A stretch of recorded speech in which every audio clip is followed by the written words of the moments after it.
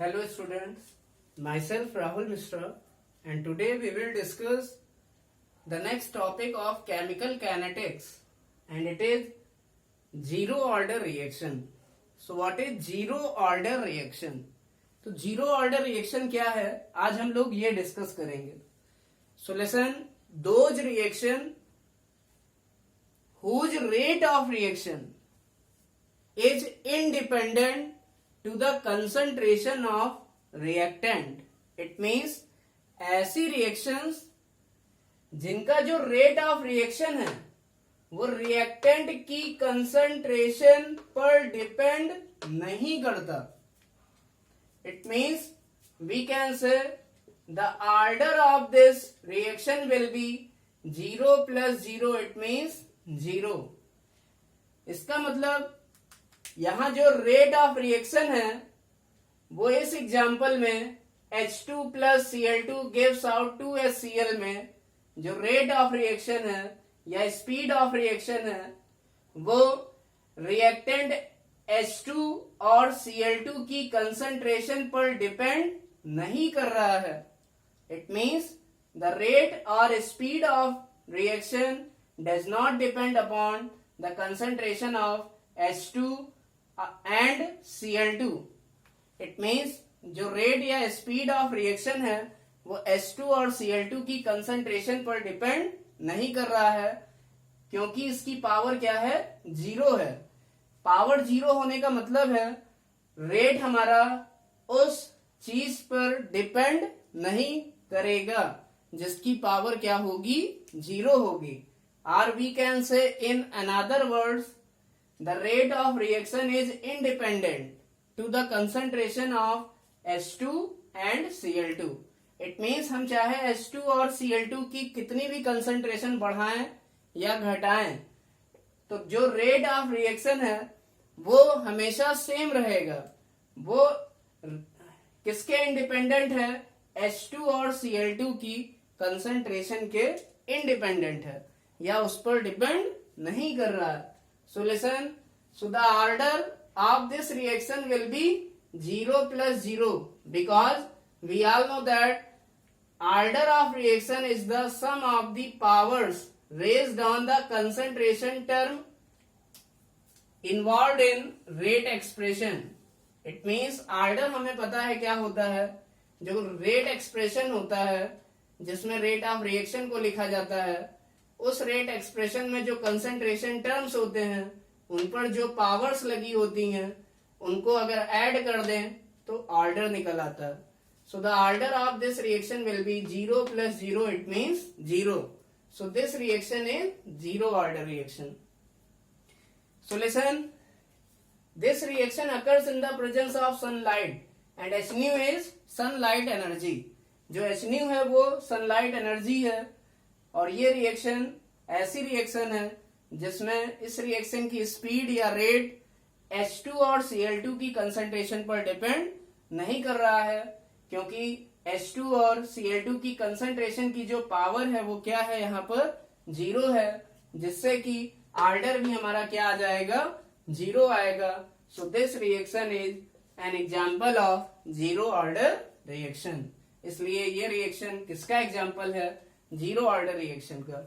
Now very important topic for your exam is expression for rate constant K for zero order reaction. It means अब हमें क्या करना है, rate constant K का expression निकालना है. किसके लिए, जीरो ऑर्डर रिएक्शन के लिए. So listen, this is also called as kinetic equation of zero order reaction. जो रेट कांस्टेंट है ये रिएक्शन की स्पीड को बताता है, इसलिए जो इक्वेशन निकल के आती है K की, जो K की इक्वेशन आएगी या K का जो फार्मूला आएगा उसे या उस इक्वेशन को क्या कहते हैं, काइनेटिक इक्वेशन. किसके लिए, for zero order reaction. So listen, you have to find the expression for rate constant K for zero order reaction or we can say kinetic equation of zero order reaction also. So listen, this is very important topic for your exam. So listen, so this is derivation for the expression of rate constant K for zero order reaction. So listen, for this derivation,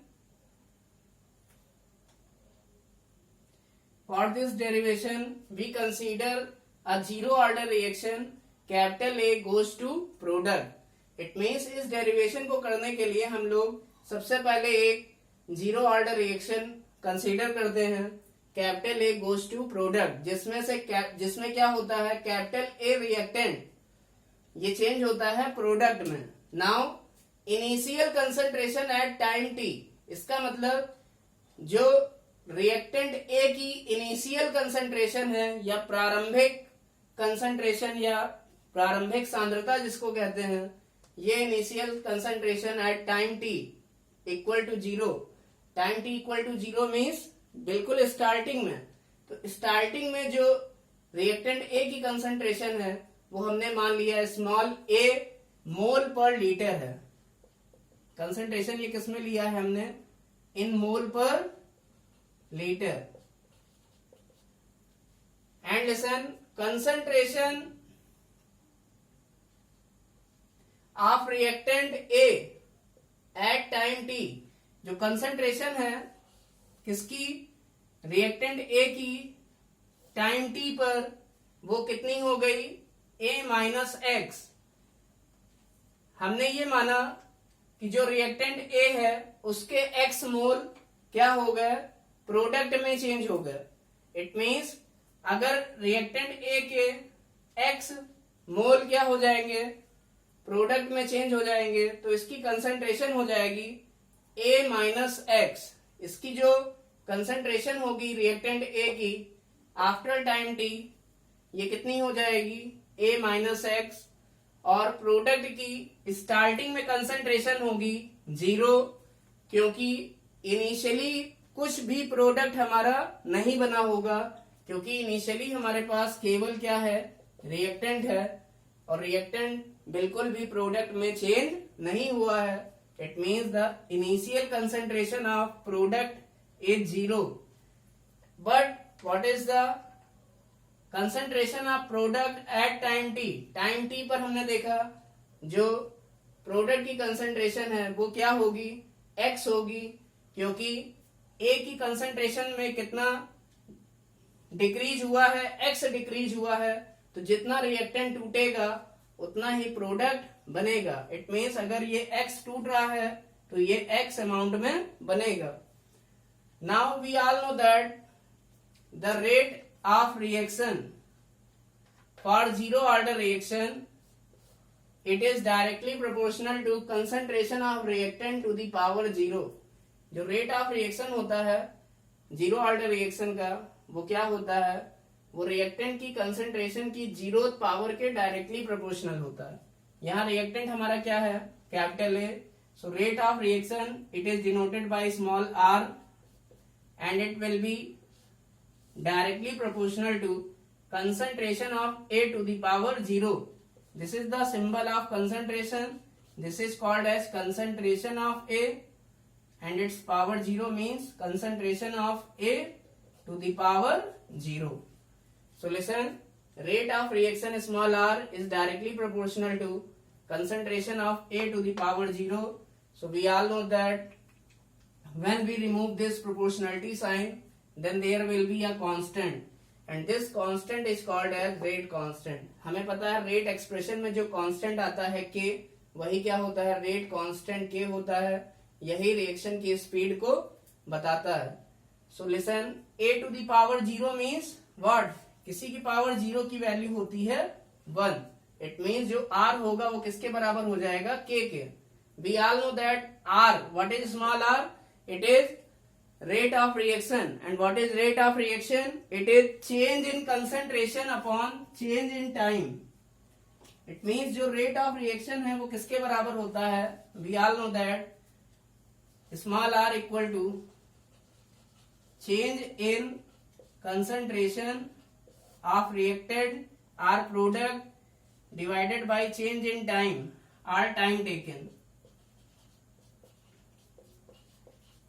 अगर हमने मान लिया जो dx है वो small change in concentration है और जो dt है वो स्मॉल चेंज इन टाइम, जो स्मॉल d होता है वो स्मॉल को रिप्रेजेंट करता है. स्मॉल d मीन्स ये किसको रिप्रेजेंट कर रहा है, किसी चीज के स्मॉल अमाउंट को. If we write dx means small change in concentration, what is dx? It is small change in concentration. And what is dt? It is small change in time. It means जो rate है उसको हम क्या लिख सकते हैं, r equal to dx upon dt. तो हमने r इक्वल टू क्या लिख दिया, dx अपॉन dt, और ये किसके बराबर हो जाएगा, ये हो जाएगा k के बराबर. Now we can write dx equal to k dt. Now we cross multiplied. अब हम इसको क्या कर देंगे, क्रॉस मल्टीप्लाई कर देंगे. तो dx किसके बराबर हो जाएगा, k dt के बराबर हो जाएगा. Now listen very carefully for biology students. There is some use of mathematics. अब यहां पर कुछ मैथमेटिक्स का हम यूज करेंगे. Now we use integration. अब हम लोग इंटीग्रेशन करेंगे. So now on integrating this equation in both side. अब जो ये इक्वेशन 1 है इसको हमने दोनों साइड इंटीग्रेट कर दिया. So listen, this is the sign of integration. ये इंटीग्रेशन का साइन होता है. So this is the sign of integration. और इंटीग्रेशन में हम लोग कुछ लिमिट्स लगाते हैं. क्या लगाते हैं, लिमिट्स. एक होती है लोअर लिमिट जो नीचे लगती है, और एक होती है अपर लिमिट जो ऊपर लगती है. तो ये लोअर लिमिट जो है वो dx की तरफ लगी है. इट मीन्स ये कंसंट्रेशन को डिनोट करेगी. ये लोअर और ये अपर ये दोनों ही कंसंट्रेशन को डिनोट करेंगी. इट मीन्स जो जीरो है वो लोअर लिमिट है किसकी, कंसंट्रेशन की. और यहां पर जो जीरो है राइट साइड में, ये जीरो ये dt या टाइम की क्या है, लोअर लिमिट है. So you can see these limits from here. It means आप इन लिमिट्स को यहां से भी समझ सकते हैं, देख सकते हैं. Listen very carefully and it is very simple. Listen, when time t equal to 0, जब टाइम dt वाले में देखेंगे आप, इट मीन्स जब टाइम क्या है, t इक्वल टू 0 है, तो कंसंट्रेशन x कितनी है हम यहां पर देखते हैं. जब टाइम t इक्वल टू 0 था तो यहां पर कुछ भी डिसोसिएशन नहीं हुआ था. इट मीन्स जो x की वैल्यू थी वो कितनी थी, 0 थी. इसका मतलब जो रिएक्टेंट था हमारे पास वो कंप्लीट था, उसमें से कुछ भी डिसोसिएट नहीं हुआ था, या शुरुआत में कुछ भी रिएक्टेंट प्रोडक्ट में नहीं बदला था. इट मीन्स जो कंसंट्रेशन में चेंज है वो शुरुआत में कितना है, 0 है. So listen, it means at time t equal to 0 concentration of reactant will be, change in the concentration of reactant will be 0. It means जब टाइम t इक्वल टू 0 था तो चेंज इन कंसंट्रेशन जो थी वो 0 थी. It means जब time t बराबर 0 था मतलब स्टार्टिंग में, तो स्टार्टिंग में रिएक्टेंट की कंसंट्रेशन में कोई चेंज नहीं हुआ. इट मीन्स dx की वैल्यू क्या है, यहाँ पर 0 है. यही इसकी लोअर लिमिट है. अब अपर लिमिट देखते हैं. अब टाइम अगर t है, it means at time t, अगर टाइम t है then change in concentration dx will be small x. तो जो चेंज इन कंसंट्रेशन है वो कितने का चेंज आया है, स्मॉल x का चेंज आया है. It means this is the change in concentration at time t. इसका मतलब a से a में कितना चेंज आया, x का चेंज आ गया. तब हमारी कंसंट्रेशन हो जाती थी a माइनस एक्स. इसका मतलब जब टाइम t है तो चेंज इन कंसंट्रेशन कितनी हुई, x अमाउंट में चेंज हुई. So listen, this is the lower limit when time t equal to 0. Change in concentration is 0 when time t equal to t. It means जब time t है then change in concentration will be small x. तब concentration में change कितना है, small x। Now listen, now we use very interesting formula of integration. अब हम लोग एक बहुत इंटरेस्टिंग फार्मूला यूज करेंगे इंटीग्रेशन का। So listen, integration of dx equal to x, जो dx का इंटीग्रेशन होता है वो x के बराबर होता है। और we can say integration of 1 dx equal to x, चाहे ये लिखें और चाहे ये लिखें, दोनों बात एक ही है। इट मीन्स जो dx है उसका इंटीग्रेशन होगा तो ये x हो जाएगा, या 1 dx का जो इंटीग्रेशन होता है, यहां 1 भी हम कंसीडर कर सकते हैं, तो 1 dx का इंटीग्रेशन क्या होता है, x। इट मीन्स हम लोग कह सकते हैं जो dx का इंटीग्रेशन होगा वो क्या आएगा, x। Similarly we can say the integration of dt equal to t, और जो dt का इंटीग्रेशन है वो क्या आएगा, t। इसका मतलब जो इंटीग्रेशन है वो डिफरेंशिएशन को कैंसिल कर देता है। सिंपली अगर हम समझें तो इंटीग्रेशन और डिफरेंशिएशन दोनों एक दूसरे के उल्टे होते हैं। Solution, integration of dx equal to x आ गया और integration of dt equal to t आ गया। तो x जो आया है इसमें हम लोग लोअर लिमिट और अपर लिमिट लगाएं, तो ये लोअर लिमिट हमारी 0 और ये अपर लिमिट x, और यहां पर हमने k को बाहर रखा, और यहां क्या हो गया, integration of dt means t। dt का इंटीग्रेशन क्या होता है, t स्मॉल t, और इसमें हम लिमिट लगाते हैं, limit will be 0 to t। It means limit हमारी कहां से कहां तक है, 0 से स्मॉल t तक। तो 0 से स्मॉल t, लोअर लिमिट 0 है और अपर लिमिट स्मॉल t है। अब हम लोग क्या करते हैं, अपर लिमिट माइनस लोअर लिमिट करते हैं। अपर लिमिट यहाँ x है और लोअर लिमिट 0 है। इट मीन्स अब हम लोग क्या करेंगे, अपर लिमिट माइनस लोअर लिमिट करेंगे। इट मीन्स इसका क्या मतलब है, इसका ये मतलब है, लिसन, एक बार x की जगह हमें क्या रखना है, x, और एक बार x की जगह क्या रखना है, 0। इसका मतलब एक बार x की जगह हम लोग अपर लिमिट रखेंगे, मीन्स x ही आएगा, x की जगह x रखने पे x आएगा, माइनस एक बार हम लोग x की जगह क्या रखेंगे, 0 या लोअर लिमिट रखेंगे। It means x minus 0 means x। Now similarly in this case there will also we apply upper limit minus lower limit। it means एक बार स्मॉल t की जगह अपर लिमिट रखेंगे t, माइनस एक बार small t की जगह क्या रखेंगे, 0। So upper limit minus lower limit, it means t की जगह एक बार स्मॉल t रखना है, माइनस t की जगह एक बार 0 को रखना है। So x minus 0 will be equal to k t minus 0। Limit रखने के बाद लिमिट का काम खत्म हो जाएगा। So x minus 0 will be equal to k into t minus 0। So x minus 0 means x and t minus 0 means t। So x equal to k into t, और we can say k will be equal to, यहां से अगर k की value निकालें, then k will be equal to x upon t। It mean this is the, यही k क्या है, this small k is rate constant. जो rate constant है वो हमारा स्मॉल k है। And listen, this is the equation of rate constant.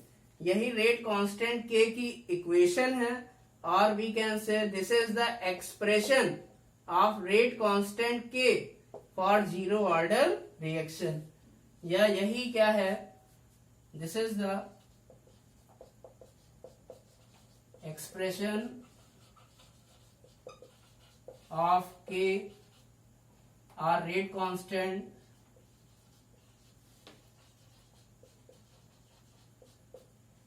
Small k for zero order reaction. It means Equation 2 is the expression of rate constant small k for zero order reaction. It means exam में आपसे यही equation या यही expression निकालने के लिए पूछा जाता है कि जीरो ऑर्डर रिएक्शन के लिए रेट कांस्टेंट के का क्या एक्सप्रेशन होगा. And this formula is very important for your numerical problems also. ये फार्मूला न्यूमेरिकल प्रॉब्लम के लिए भी इंपॉर्टेंट है. This is also called as kinetic equation of zero order reaction. इस इक्वेशन को या इस एक्सप्रेशन को या इक्वेशन 2 को kinetic equation zero order reaction के लिए भी कहा जाता है.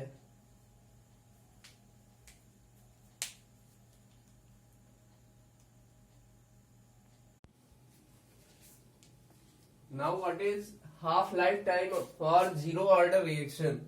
So what is half lifetime?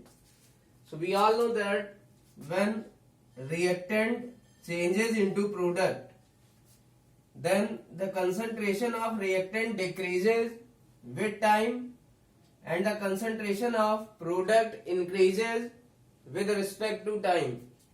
It means if initial concentration is taken as small a mole per liter, then the initial concentration of product will be 0, and if final concentration is taken by X dissociation in initial concentration, then final concentration will become A minus X and the final concentration of product will become X. It means अगर हम कोई reaction लें, reactant goes to product. It means इस reaction में जो concentration होगी reactant की वो डिक्रीज करेगी टाइम के रेस्पेक्ट में और प्रोडक्ट की कंसंट्रेशन टाइम के रिस्पेक्ट में इंक्रीज करेगी. If we take the initial concentration of reactant is small a mole per litre, it means अगर हम रिएक्टेंट की इनिशियल कंसंट्रेशन स्टार्टिंग में कितनी लें, small a mole per litre, तो शुरुआत में हमारा कुछ भी प्रोडक्ट नहीं बनेगा, तो प्रोडक्ट की कंसंट्रेशन हो जाएगी 0. अगर रिएक्टेंट हमारा x अमाउंट में डिकम्पोज हुआ, इट मींस जो फाइनल कंसंट्रेशन है वो कितनी बची, इनिशियल कंसंट्रेशन में से x अमाउंट को हटा दें, then this will be your final concentration and the concentration of product will become small x. अगर ये x टूटेगा रिएक्टेंट तो प्रोडक्ट कितना बनेगा, उतना ही प्रोडक्ट बन जाएगा, क्योंकि इतना अमाउंट जो है ये रिएक्टेंट का प्रोडक्ट में चेंज हो गया. इसका मतलब जो इनिशियल कंसंट्रेशन है वो हो जाएगी a माइनस एक्स और प्रोडक्ट की कंसंट्रेशन फाइनल हो जाएगी small x. But what is half life time? So the time in which the final concentration will become half of its initial concentration. It means एक ऐसा time जिस पर final concentration initial concentration का क्या हो जाती है, आधा हो जाती है, then that time will be called as half life time. तो उस टाइम को ही क्या कहते हैं, half life time. So listen, what is half life time? It is the time in which the concentration of reactant molecule becomes half of its initial concentration. It means half life time एक ऐसा time है जिसमें reactant की जो final concentration है वो initial concentration का 1/2 हो जाती है या आधा हो जाती है. And listen, half life time is denoted by T half or T 50%. Half life time को T half या T 50% से डिनोट किया जाता है. Now we calculate the half life time for zero order reaction. तो जीरो ऑर्डर रिएक्शन के लिए half life time कैसे कैलकुलेट करेंगे? So listen, we all know that when time t equal to t half, it means जब time कौन सा है, t half है, तो जो फाइनल कंसंट्रेशन होगी वो इनिशियल कंसंट्रेशन का हाफ हो जाएगी. And what is your final concentration? It is a minus x. It is a minus x. जो फाइनल कंसंट्रेशन है वो a माइनस एक्स है. इनिशियल कंसंट्रेशन क्या है? Small a. It means a minus x is the final concentration and initial concentration is small a. So a minus x will be equal to 1 upon 2 of small a, or we can write a minus x equal to a by 2. It means जो final concentration a minus x थी वो initial concentration small a की आधी हो जाएगी. So listen, now we calculate the value of x from this equation. So the value of x will become a minus a by 2 and x will be a by 2. It means अगर time t half है तो a minus x a by 2 के बराबर होता है, या final concentration initial concentration की आधी होती है, या हम ये कह सकते हैं जो x की वैल्यू होती है वो कितनी आती है? Small a by 2. Now we all know that from the rate expression of zero order reaction, हमें पता है जो रेट एक्सप्रेशन होता है जीरो ऑर्डर रिएक्शन का, it is k is equal to x upon t. ये k equal to x upon t के बराबर होता है. अगर हम यहां से स्मॉल t की वैल्यू निकालें, if we calculate the value of small t, then it will become x upon k. तब ये किसके बराबर हो जाएगा? x अपॉन k के. Because you have to calculate half life time, क्योंकि हमको हाफ लाइफ टाइम चाहिए. इट मीन्स इक्वेशन जो हमारी होगी वो टाइम के रिस्पेक्ट में हमको लिखनी पड़ेगी. इट मीन्स हम t की वैल्यू निकालेंगे यहां से, तो t इज इक्वल टू हो जाएगा x upon k. Now putting the value of x equal to a by 2. x की वैल्यू अब a बाई 2 यहां से पुट कर देंगे. x equal to a by 2 कब आता है? जब t इक्वल टू क्या होता है? t हाफ होता है. इट मीन्स t की जगह हम यहां लिखेंगे t हाफ, और x की जगह हम क्या लिख सकते हैं? a by 2. So at t equal to t half we can right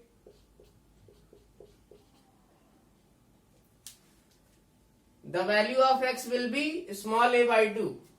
तो t हाफ इक्वल टू हो जाएगा a upon 2k, a upon 2k, and this is the half life time for zero order reaction.